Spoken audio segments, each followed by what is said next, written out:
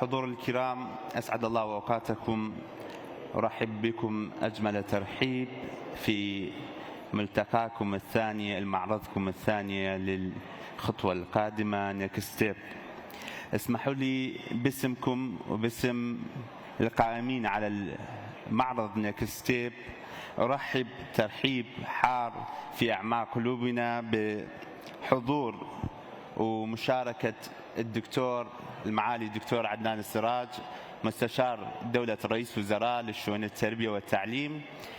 نرحب بك دكتور، قدومك إلى السليمانية وجيتك ومشاركتك في هذه الحدث المهم.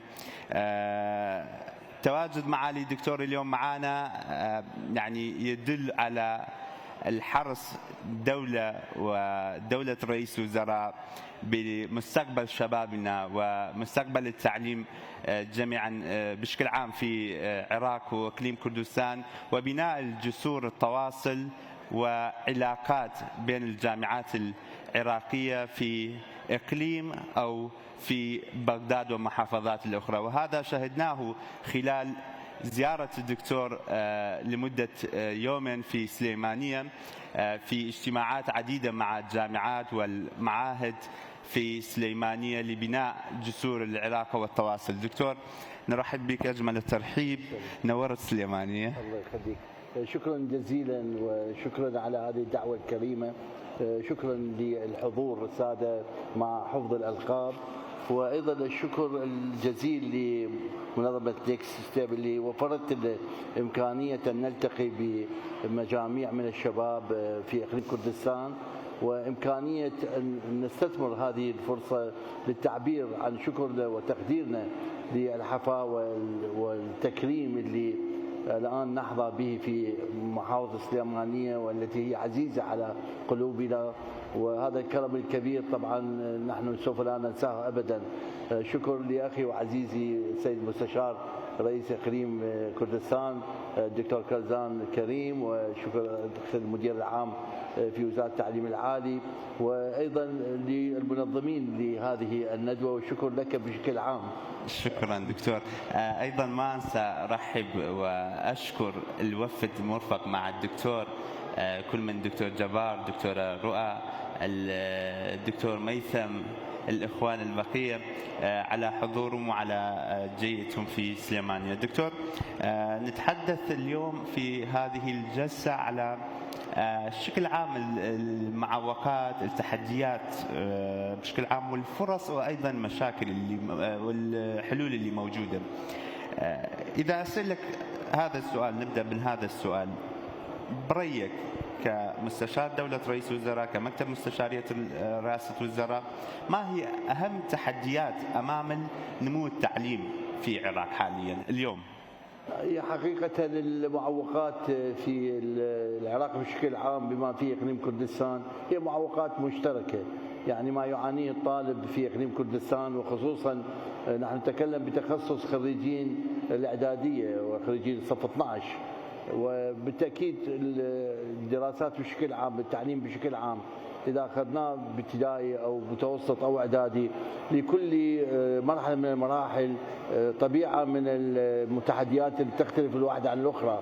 لكن عندنا أهم نقطة في التحدي الرئيسي هي المناهج التي تدرس في العراق حتى في إقليم كردستان يحتاج إلى إعادة صياغة أولا، ويحتاج إلى التقليل من الزخم الكبير الحاصل فيها، وايضا التقليل من الضغط الستريس اللي يمارس على الطلبه وخصوصا طلبه الصف السادس من خلال ضغوطات المنهج الكبير والامتحانات المرعبه والقاسيه التي يمكن يواجهها في دول العالم كالتجربه النرويجيه والتجربه الفنلنديه. كانت التجربه الفنلنديه من التجارب الناجحه في العالم، قلصت من حجم المناهج وقللت من أهمية الامتحانات، والدراسة يجب أن تكون أكبر فسحة للطالب أن يأخذ مجالات للتركيز في دراسته في داخل المدرسة دون أن يكون في البيت مجالات لمواصلة الدراسة. احنا في العراق لا زال الطالب يعاني من مسألة الضغط العالي، سواء كان من قبل المدرسة أو كان من الوقت اللي يمنح له، إضافة إلى البيت، في البيئة يواجه ضغط كبير. هذا طبعا تؤثر على إمكانيته في التركيز وإمكانيته في أن يطور قدراته بالمستقبل أو اكتشاف مواهبه. هذا الأمر الأول. الأمر الثاني، نحن متأخرون متخلفون عن دول العالم في مسألة التوحل نحو الرقمنة، رقمنة المناهج أو استعمال الأونلاين. الأونلاين في العالم تطور يعني كبير، وأصبح الآن في دول المتقدمة الذين ينظرون لوزارة التربية لا ينظرون المدرسة وكما هو متعامل الآن. تذكر وزارة التربية أو وزارة التعليم العالي يقال جامعة مدرسة. في العالم عبروا هذه النقطة. الآن التوجه نحو رقمنة التعليم، حوكمة الاتجاهات الإدارية بين الأطراف التعليمية، إضافة إلى ذلك مسألة الأونلاين. يلعب الأونلاين الآن دور كبير في تخريج العديد من العباقرة والمختصين والموهوبين، وأصبح لهم سيستم ونظام. هذا النظام يعني يراقب به الطالب وكأنما قاعد بالصف، ويمنح له الشهادة والإمكانيات. احنا مع الأسف الشديد لا زلنا الآن نعتمد على الطرق القديمة البدائية في مسائل تتعلق بالتعليم. نعم قد يكاد يكون في إقليم كردستان هناك تطور نوعي في هذا التوجه، ولكن لا يصل إلى مستوى الطموح، مستوى طموح الشاب والشابة، ومستوى طموح حتى أولياء الأمور في أن يعني يخففون الضغط على طلابهم في مسائل تتعلق بالمناهج المكثفة والكبيرة. التحدي الآخر الرئيسي هي قدرة الأساتذة الكوادر التدريسية. احنا مع الأسف الشديد، وأنا أيضا عندنا معلومات عن إقليم كردستان، المعلمين والمدرسين يحتاجون إلى دورات، ويحتاجون إلى تثقيف، ويحتاجون إلى إعادة معلومات، ويحتاجون أن يتطور مع تطور المناهج الموجودة اللي تتطور بالزمن بحكم التغيرات اللي تصير.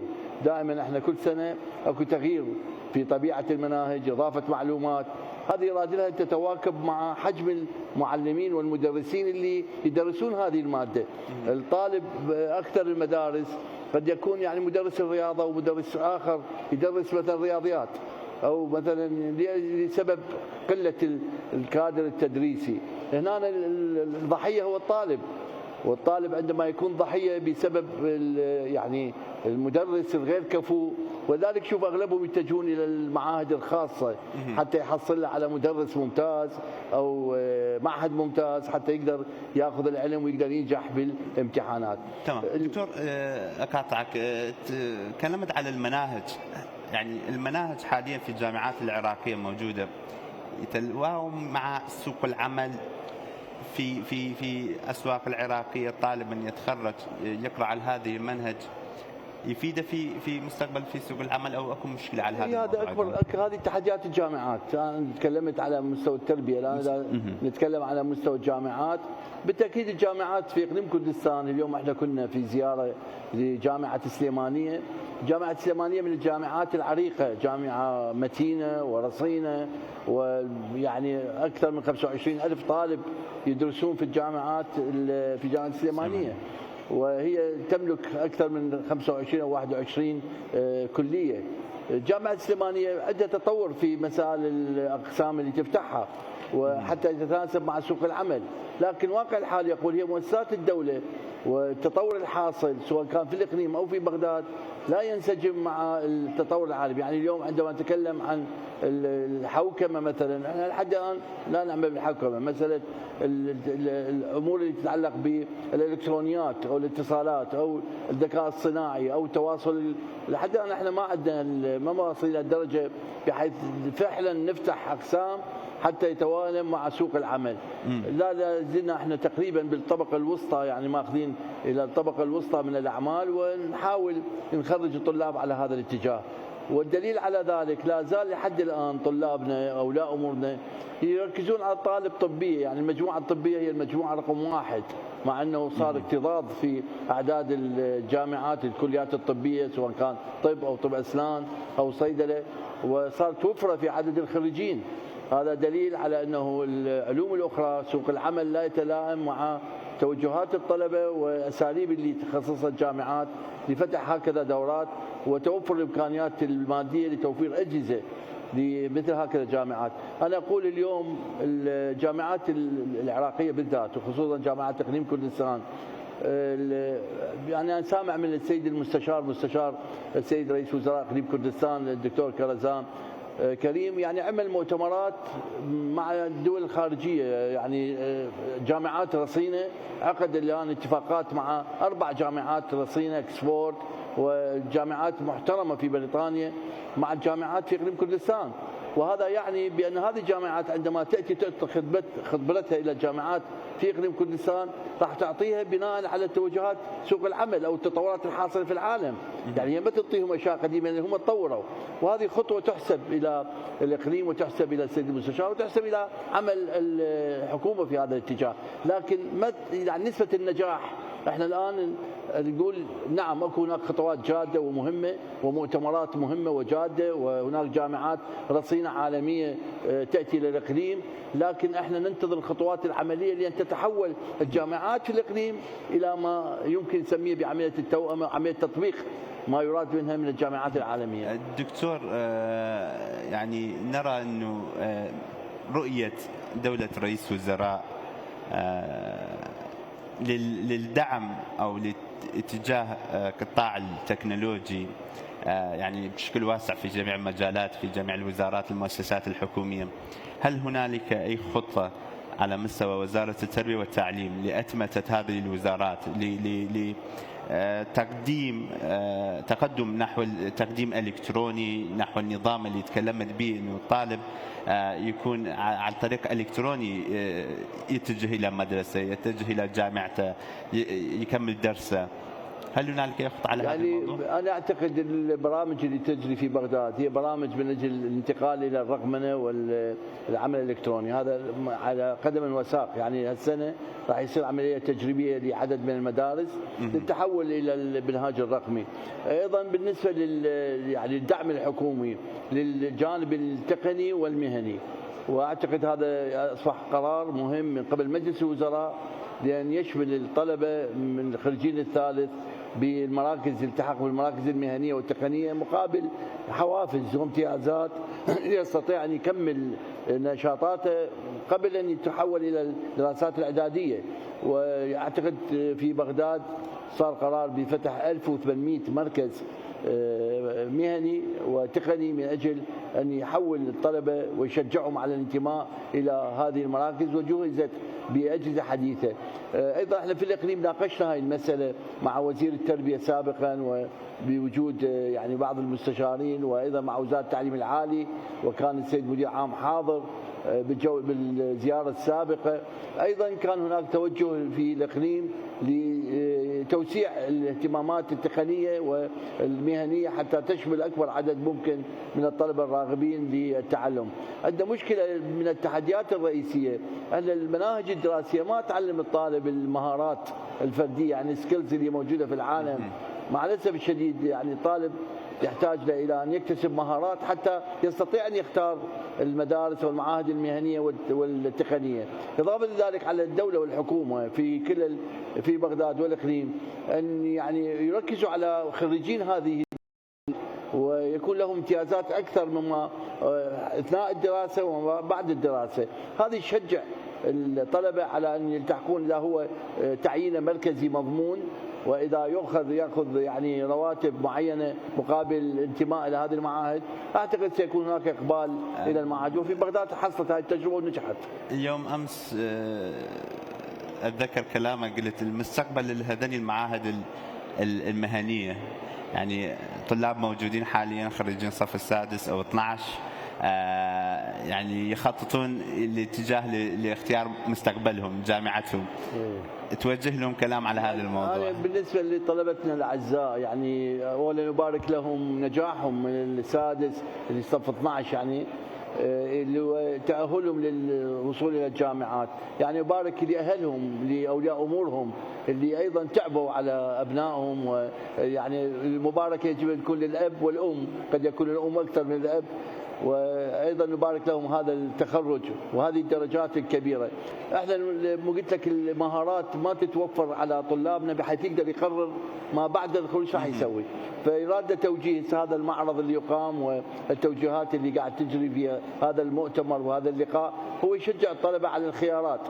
لا تكون خياراتنا يعني تنسجم مع الواقع اللي هو به نوع فخري كطبيب ودكتور على حساب مستقبله. قد يكون هو مستقبله في معهد أكثر ما هو مستقبله في كلية. صحيح. وليس كل الأطباء ناجحون، وليس كل الصيادلة ناجحين، وليس كل أطباء الأسنان ناجحين، مو كلهم، مو بالضرورة. وكذلك بين الطلبة. بالضرورة أن تنتج من أجل ضمان مستقبلك على أقل تقدير، وتنتج وإنتاجك يثمر على بناء أسرة، وأن تمتلك بيت وسيارة وتخوض الحياة الطبيعية. أنا أتصور اليوم المهارات اللي يجب أن تكتسب بالمدارس يجب الانتباه إلها حتى يشجعون الطلبة على الخيارات الصحيحة. ما أعرف أولياء الأمور قد نسبة الضغط على أبنائهم للتوجه بهذا الاتجاه. هذا تحدي كبير. هم حقهم الأبناء الآباء يقول لك احنا صرفنا وتعبنا ونريد نشوف ابن اسمنا دكتور، ونظرة المجتمع للدكتور مو مثل نظرته إلى مثلا الدرجة أدنى، وهذه هم فد عيب يعني ثقافي علينا أن نجتازه، لأنه المصلحة العامة أنه أنت تشوف مصلحتك في بنائك. في بغداد مثلا كان معهد الصحة العالي ما يقبل الا درجات 50 وكذا. معهد الصحة العالي الآن معهد الصحة العالي 95 وفوق، ويتوصلون واسطات من اجل القبول به. هو سنتين، هو قبل 50 كان معدلات 50 60 يعني يروحون به. هسه الان هو يوازي الجامعات الطبيه يروحون. انا هو معهد ايضا هو معهد سنتين ويعطي دبلوم. شلون هذا الرفع؟ يعني صار لانه يعطون فلوس مخصصات، يعطوهم يدفعوا لهم اجور للدوام، وهم لهم تعيين مركزي راسا من يتخرج يروح يتعين شغله فراسا يتعين ويستفيد من عنده. انا اقول يعني المساله اذا كان الانسان الطالب هو حبه للطب وحبه للهندسه وحبه هو جاي من اختصاصه وقابليته وموهبته، لا بس يروح بهذا الاتجاه. ولكن إذا كان فكرة بالشهادة من أجل التعيين ومن أجل التوظيف ومن أجل مستقبله، خلي يفكر أكثر بالاختصاصات. أكو اختصاصات هندسية نادرة لحد ما حد ما ينتبه لها، اختصاصات تتعلق بالأمن السبراني، بالذكاء الصناعي، بالليزر، بالأمور أخرى عديدة. حتى في مسألة الطب أكو الأدوات الطبية والقضايا الأخرى أيضا هاي ما حد ما يتوجه إليه. هذا يتوفر امكانيات اكثر. اكو الطب الحياتي، هذا الطب الانسان. انا في بغداد ماكو واحد يقدم على الطب الحياتي مع انه التعيين هو مركزي، وبالعكس يتطور وياخذ ماجستير وياخذ دكتوراه ويصعد ويصير اكثر ما الطبيب ياخذه. دكتور، هذا الكلام يعني اخذني انه على السؤال طالب حاليا موجود بهذا المعرض، تكلمنا مثلا على الطب الحياتي موجود في كليات وجامعات ببغداد، شلون يقدر طالب من سليمانية في أربيل بدهوك يقدم على هذه الجامعات؟ هل هنالك فرصة للطلاب في إقليم كردستان للتقدم على نعم، هو يعني لأول مرة أنه صدر قرار، وهذا القرار يسمح لطلاب إقليم كردستان بالدراسة في بغداد ويحصلون منح في بغداد أيضا للدراسة، وهذا صار قرار وبدت العملية واضحة. السنة يستطيع الطالب في إقليم كردستان إذا شاف أكو جامعات في بغداد يستطيع أن يلتحق بها، وإلى الأفضلية حتى في الأقسام الداخلية، وهذا يعني اتفاق صدر قرار به. إضافة لذلك أكو المبتعثين، يعني صدر قرار أيضا بشمول المبتعثين إلى الخارج لطلاب إقليم كردستان. لحد الآن 7 قدموا من إقليم كردستان للذهاب إلى الخارج على حساب نفقة الدولة. 5 هذا من ضمن البرنامج أو برنامج المبتعثين اللي لا أعلن. نعم، يعني حسب النسبة السكانية، يعني يستطيع أكبر عدد ممكن. هم التنافس الصور التنافس يسوي له اختبار طبعا من الطلبة، بس هو الإقليم له حصة، يعني 4 بس من جامعة السليمانية راح يروحون، و3 من جامعات أخرى من الإقليم. نتكلم على هذا الموضوع دكتور، ولكن قبل أريد أسألك، ما دام أستغل الحضور دكتور كارزان والإخوان في وزارة التعليم، هل هنالك استراتيجية مشتركة بخصوص التعليم بين الحكومة المركزية وحكومة الإقليم؟ لأن تدري هذا الموضوع واحد يكمل الثاني، واحد يسد الفراغ الثاني. هل هنالك أي استراتيجية مشتركة بين وزارتين، بين الحكومتين ما يخص التعليم؟ وأنا أتصور التعاون جدا مثمر بين الطرفين، وبدأ يتطور يوم على يوم، وهناك لجان مشتركة. احنا عندنا قرارات صدرت من بغداد وهي موجودة الآن في مجلس الوزراء في الإقليم من أجل تفعيلها، وهذه اللجان ستعمل على تقوية الاستراتيجيات بين بغداد ورسمها بالتساوي مع إقليم كردستان، وهذا يحصل وسوف يحصل أكثر من ذلك. أنا أتصور اليوم التنسيق بين يعني رسم الاستراتيجية المشتركة بين الإقليم وبين بغداد راح يوفر إمكانية التعاون وانتقال الطلبة والمدرسين وتبادل الخبرات بين الجامعات، وهذا راح تيجي من صالح الطلبة وصالح أيضا الكوادر التدريسية. أعتقد احنا ماضين بهذا الاتجاه وسوف نعمل بشكل جدي وفعلي من اجل ان يكون يعني السنين القادمه ليس استراتيجيه منعزله واحده عن الاخرى، انما القواسم المشتركه بين الطرفين والنتائج اللي نتوقعها راح نثبتها في الاستراتيجيات العامه. وهي بالمناسبه العديد من الاستراتيجيات اللي طبقت هي تتفق مع الاستراتيجيه في اقليم كردستان، وايضا كان حضور لاقليم كردستان فقط يحتاج الى تطبيق وتنفيذ. مثلا في مجال الالتحاق المنصف في التعليم والتدريب التقني والمهني، هذا استراتيجيه مشتركه وتم التوقيع بين الاقليم وبين بغداد بشكل كامل، وهناك جداول ويعني امكانيات التعاون موجوده ورسم موجود. ايضا بالنسبه للتعاون بين الاستراتيجيه الوطنيه واستراتيجيه اقليم كردستان في نشر الوعي بين الطلبه وايضا التوجيه والارشاد، هذه يعني مشتركه هذه بين الطرفين، وتقوم به لجان مختصه من الاقليم ومن بغداد من اجل ان يكون لنا برنامج مشترك لتوجيه الطلبه وارشادهم وايضا نصحهم للعمل داخل مؤسسات الدوله. اضافه لذلك اكو عندنا القانون اللي صدر من مجلس الوزراء اللي ايضا كان موجود بالاستراتيجيه يسموها المسارات المرنه. هذه المسارات المرنه هو تفتح اساسا التعاون بين بغداد والاقليم، وهذه به عده جوانب للعمل في المسارات المرنه، يعني الانفتاح اذا كان في الاقليم هناك نشاطات يعني اكثر كفاءه وقدره في جامعات بغداد تنقل بالعكس، وهكذا يتم العمل بهذا الشكل. وامور اخرى تتعلق بالبنى التحتيه ايضا هناك نوع من الاستراتيجيات المشتركه، ايضا التشريعات والاجراءات الاخرى، العديد من الامور التي هناك قواسم مشتركه بين الطرفين. تمام دكتور، كمستشاريه التربيه والتعليم كان لكم مجموعة من الزيارات للجامعات في إقليم كردستان، هل تتحدث لي عن هذا الموضوع؟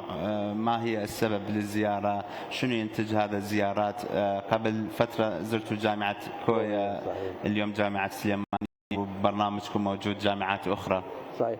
احنا حقيقة توجيهات دولة رئيس الوزراء السيد محمد شاع السوداني بالانفتاح على الجامعات والانفتاح مع يعني الجانب التعليمي والتربوي في الاقليم وبناء جسور التعاون بين الطرفين ليكون تكامل في هذا المجال. احنا جامعه كويا نعم استضافتنا، ولكن واقع الحال وزاره التعليم العالي ووزاره التربيه يتعاونون بشكل جدي. الفضل يعود الى يعني مكتب السيد رئيس الوزراء في اقليم كردستان كاكا مسرور، وايضا السيد النائب قوباد الطلباني ايضا لهم دور كبير. والان اشيد بدور صديقي وعزيزي الاستاذ الدكتور كرزان كريم، له دور كبير جدا في ان ينقل التعاون الى مرحله التطبيق والتنفيذ، وايضا رحلات المكوكيه، وايضا تعاونه بوزاره في مكتب السيد رئيس الوزراء اقليم كردستان وجوده مهم ورئيسي من اجل تمضيه القرارات واقرارها. انا اتصور السنه الجايه والسنين القادمه ستكون هناك نشاطات اكبر واوسع وزيارات متقابله. بالمناسبه العديد من الجامعات في اقليم كردستان استقبلناها في بغداد، وايضا عندنا استقبال لاحدى الجامعات ان شاء الله السليمانيه، وجامعات اخرى عندنا زياره لهم راح يجونا الى بغداد قريبا جدا. واحنا بنفس الوقت يصير نوع من التعاون بين هذه الجامعات والجامعات العراقيه، جامعه بغداد، جامعه المستنصريه، هناك لقاء مشترك سيكون وعقد اتفاقات ووثائق بين الطرفين من اجل تطوير العلاقات بين الطرفين. دكتور، عندنا مشكله موضوع الاعترافات بالجامعات. ما اعرف اذا السيد رئيس جامعه او ممثلين عن جامعه قلميان موجودين البوت مالتهم.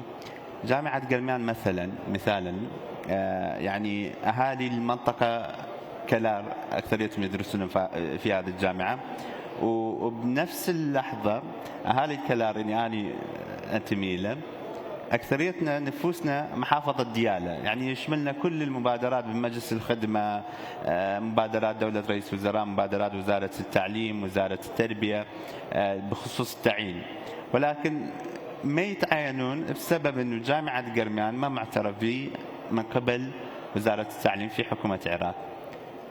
شلون تقدرون تحلون هذه المشكلة؟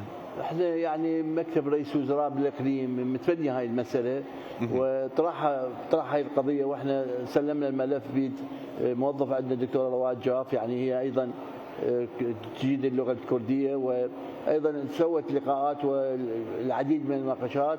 ووزارة التعليم العالي في بغداد منفتحة، سيد وكيل وزير التعليم العالي دكتور حيدر ايضا يعني منفتح وتعاوننا. لكن اكو مشكله بسيطه فنيه في الاقليم، احنا الجامعات الثلاثه اللي يعني تحتاج الى اعتراف، اعتقد ماكو ممانعه من قبل بغداد للاعتراف بها، لكن اكو 3 جامعات ايضا موجوده الاقليم ما يعترف بها بشكل عام. الان بدنا نحاول نحل هذا الاشكال، وقريبا جدا انا رح اتدخل بشكل شخصي مع السيد كرزان والدكتوره رواء، واحنا ان شاء الله نوصل الى نتائج قريبه جدا بحيث يصير باكج واحد، يعني 6 جامعات 3 في الاقليم و3 في الموصل وكذا، يصير فيها اعتراف متقابل. واعتقد هذه السنه لابد ان يحصل خلال هذا الشهر شهرين، لابد ان يحصل هذا الاتفاق. يعني ان شاء الله على القريب هذا الموضوع الاعتراف بجامعه الكرمان ان شاء الله. انا اتبنى هذه المساله، وانا وعدت الكاكا قوباد طلباني نائب رئيس وزراء اقليم كردستان، وعدت انه انا حاشرف على هذه العمليه، وان شاء الله انا لقد وعدي. إن شاء الله والله موضوع مهم جدا ومستقبل الاف من خريجين متعلق بهذا الموضوع. لا ان شاء الله هذا ان شاء الله. الدكتور اخيرا اذا نتكلم به قبل يعني بزمن التسعينات الثمانينات يحكون انه طالب من السليمانيه شلون كان يدرس ببغداد ببصره، ابو البصره وابو البغداد يدرس في اربيل في موصل، هذا ما عدا يعني دراسه سوى اجواء تقارب تعايش تبادل ثقافه تبادل اللغه. هسه شوف الجيل الثمانينات التسعينات كلهم يجيدون اللغه العربيه، ولكن الشباب اقل منهم. هل هنالك إمكانية أو رؤية نحو انسجام بين الجامعات؟ طالب بالكردستان يكون يعني إلا فرصة يدرس في بغداد، أبو البغداد يدرس في سليمانية. صحيح دكتور علي، حقيقة هذا موضوع موجع. يعني سابقا مثل ما تفضلت كانت الأمور تصير بهذا الطريق، لكن مع الأسف الأنظمة الشمولية والنظام البعثي ونظام صدام حسين فرق وخلى المسافات واسعة بين العرب والأكراد، وصارت القضية وكانما قضية أحقاد وثارات ومن القبيل هذا. لذلك احنا الآن بدنا نعيش جو آخر.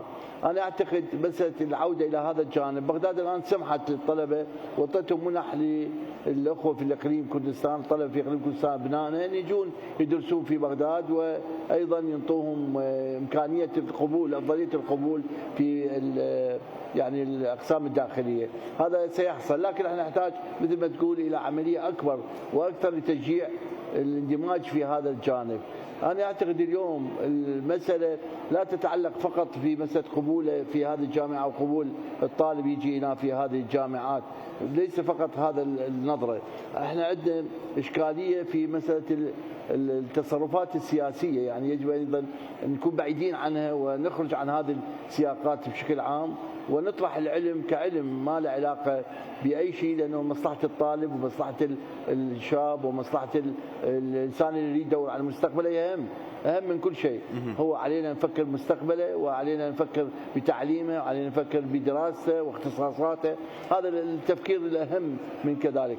فإذا هو يريد يسافر للخارج إلى أوروبا ليش ما يجي إلى بغداد؟ واللي يريد يسافر إلى أوروبا من بغداد ليش ما يجي إلى إقليم كردستان يتعلم؟ لأنه ما مطلع. الآن احنا من نشوف جامعة السليمانية يجوز الطلبة العراقيين في بغداد بقية المحافظات ما يعرفون قيمة أهمية وتاريخ جامعة السليمانية اللي هي من أعرق الجامعات بعد جامعة بغداد كانت سليمانية. وبالتالي نحتاج هكذا معارض مناطق أخرى. بالتأكيد هذا إن شاء الله حسب ما سمعت جايين إلى بغداد مرحب بكم. بالتأكيد هذا راح ينقل التجربة ويسوي صدى ورأي عام بين الطلبة. تمام دكتور، إذا تسمح لي أروح يم أسئلة الحضور أجر مايكا بدوانيا مايكا بوميانا. أوكي تمام دكتور، نختم موضوعنا بهذا المعرض. صار لك تقريبا يومين من الافتتاحية أنت موجود في المعرض، شلون شفت المعرض؟ شنو المقترحات للمعرض بشكل عام؟ يعني هذا المعرض الطبلة وكانما أنت عايش في جو، يعني هو هذا الجو اللي نشوفه في أوروبا والعالم. دائما احنا نقول والله أوروبا تسوي وأمريكا تسوي والغرب يسوي.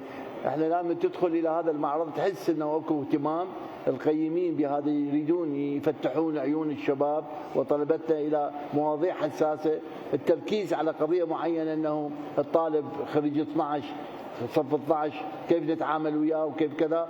هذه دليل على أنه المعرض استطاع أن يشخص النقاط ويطرحها بهذا الطريق البهيج والجميل والمنسق. وطبيعة عرض الشركات مدروس ومنهجي واضح جدا أنه يوفر كل الإمكانيات المعرفة النولج للطالب بحيث يستطيع أن يقرر مستقبله. أتصور هذا المعرض حقق نجاحات مهمة، هذا أعتبر مؤتمر رائد في العراق وحتى في المنطقة. اليوم أنت من تخلي تركيزك امام توجيه الطالب وتوفر له امكانيات الشركات والقدرات والمراكز والبحوث ويتوجه، بالتاكيد راح يكون عنده تصورات لمستقبله وكيفيه اختيار الجامعه اللي يريدها. تمام دكتور، اخيرا نصائحك للخريجين الصف السادس اللي متواجدين اليوم معنا في هذه الجلسه وفي معرض بشكل عام. أهم نقطة أنه لا تنسوا آباءكم وأمهاتكم. أنكم دائما انتبهوا إلى عوائلكم اللي خدمتكم لا تنسوهم. أيضا نفس الوقت عليكم تتمسكون بالجانب التراثي والأخلاقي والقيم اللي بنيتوا نفسكم عليها، لا يأخذكم الغرور أكثر من اللازم ولا تأخذكم أيضا اليأس من الحياة. عليكم أن تكونون أشد قوة وصلابة لتحديد مستقبلكم، وهذا التحديد المستقبل يعتمد على إرادتك وقوتك. وإذا نفس الوقت عليك أن تساهم في بناء مجتمع صالح. هذا المجتمع الصالح بعيد كل البعد عن المناكفات والحقاد وأيضا البغضاء بين الأطراف. هذا نوع من التسامح الطالب يجب أن نبني مستقبلنا عليه. كنا احنا بأعمارنا انتهت، احنا الآن نعول على هذا الجيل اللي يبني مجتمع قادر فعلا أن يوفر إمكانية التعايش بين الأطراف وبين المجاميع وبين الأسر. هذه مسؤولية خريجين الصف 12 وأنا نصيحتي لهم هاي. شكرا. أجر هر کسی که لیره پرسیاری که بیاد به زوبا کورتیسی خلک یک معما و اگر پرسیاری پیشنیاری که با وزارت خوندنی بالا برای اشکالیت انجمنی وزیران هیا اتوان لرگی دکتر عدنان بین. بس شتک بیاد با یعنی پیوندی با هم پوزیشنی که دکتر او هبید فرمو که دکتر. امکان تامش. بس یک دکمه دكتور. نعم.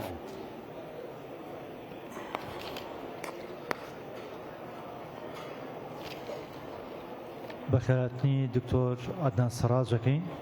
خۆشحاڵین کە ئەمڕۆ لە دووهەمین پێشانگای نێکستێپ ڕاوێژکاری سەرۆکوەزیرانی عێراق لەگەڵمانە. من ئەمەوێ پرسیارێ بکەم دەربارەی کۆلێژ و پەیمانگای هاوبەش لە نێوان زانکۆ و پەیمانگاکانی هەرێمی کوردستان و عێراق. کاک عەلی پرسیاری زانکۆی گەرمیانی لێکردی. ئایا هیچ پلانێک یا پرۆژێک پرۆگرامێک هەیە بۆ دروستکردنی زانکۆی هاوبەش یا کۆلێژی هاوبەش یا پەیمانگای هاوبەش لەو شوێنانەی کە پێیان ئەوترێ ناوچەی کوردستانی ناکۆکی لەسەر؟ سپاس. يعني حقيقة هو هذا الأمر في غاية الأهمية. يعني من نسمع جامعة تقوم بأدوار مهمة لفتح مجالات التعلم بهذه الطريقة اللي طرحناها وسمعناها يوم أمس. أعتقد هذه تجربة ممتازة ورائدة، لكن نحن نحتاج إلى أكبر عدد ممكن، تشجيع أكبر عدد ممكن. نسب الملتحقين بالمعاهد والكليات التقنية والمهنية يكاد يكون نسب جدا قليلة، يعني تتناسب مع حاجة السوق العمل إلى هذه المراكز. هي خطوة ممتازة ويعني اتجاه صحيح. أنا أتصور نحتاج إلى يعني اجتماعات مهمة مع بغداد وحتى نعقد اتفاقيات ونجعلها مثل ما يقولون برامج مشتركة خصوصا في المناطق المتنازع عليها، لأن هذه ما نريد أيضا نتركها. فكرة جيدة، أنا مستعدين احنا في بغداد لأنه نستقبلكم ونعقد نوع من الاتفاقيات لترويج هذه الفكرة أو على أقل تقدير تأسيس فروع في من جامعاتكم في هذه المناطق. فكرة حلوة، جامعة مشتركة دكتور. أي نعم. إذا يعني يكون إمكانية تشتغلون عليه موضوع مهم، هذا جامعات مشتركة بقدرات مشتركة راح يكون يعني له تأثير إيجابي يعني جدا. يحتاج لقرارات هذه الجامعات المشتركة إذا صار اتفاق تقدم بشكل طلب الى وزاره التعليم العالي واحنا ندعمها بشكل كامل. الجامعات المشتركه هي فكره جيده وجديده ويمكن احنا نشتغل عليها ونحقق بها نتائج جيده، وهي فكره ممتازه، يعني هاي مبادره جدا ممتازه، احنا حاضرين ندعم هاي الفكره يعني. شكرا. فرمو اگر مایکەکە بگەن بۆ خاتونە بە زۆر بە کورتی سوپاس دەکەم چکە کەمامەوە. عليكم السلام ورحمة الله.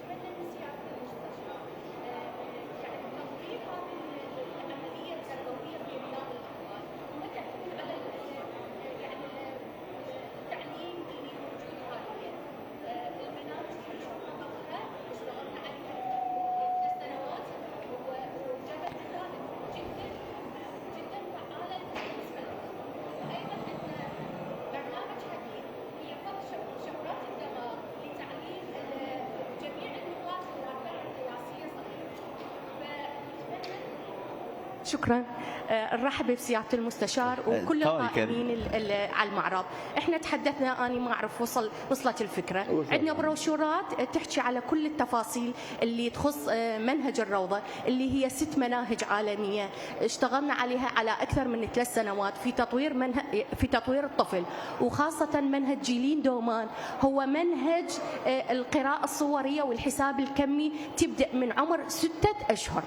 ايضا منهج جديد ابتكرناه فك شفرات الدماغ لتعليم اللغات خلال فترة زمنية قصيرة.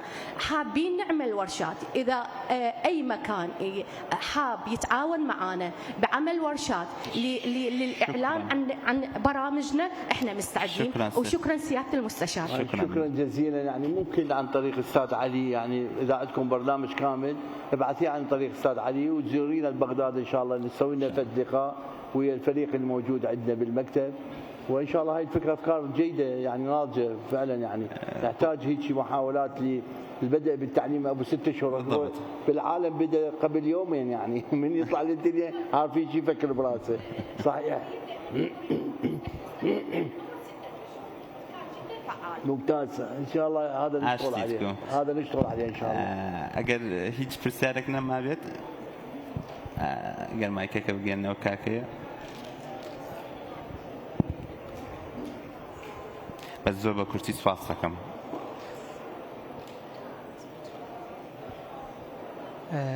أولا أريد أن أرحب بالسيد المستشار دكتور عدنان إلى هنا للسليمانية.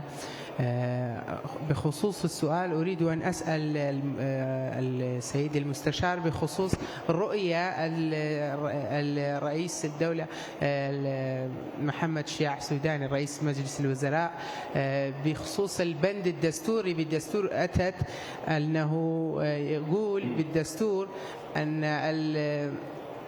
التعليم والتعليم العالي بالعراق مجاني لكل الأصناف وكل المواطنين للعراق. هسه هنا بالسليمانية عندنا سيستم اسمه سيستم باراليل.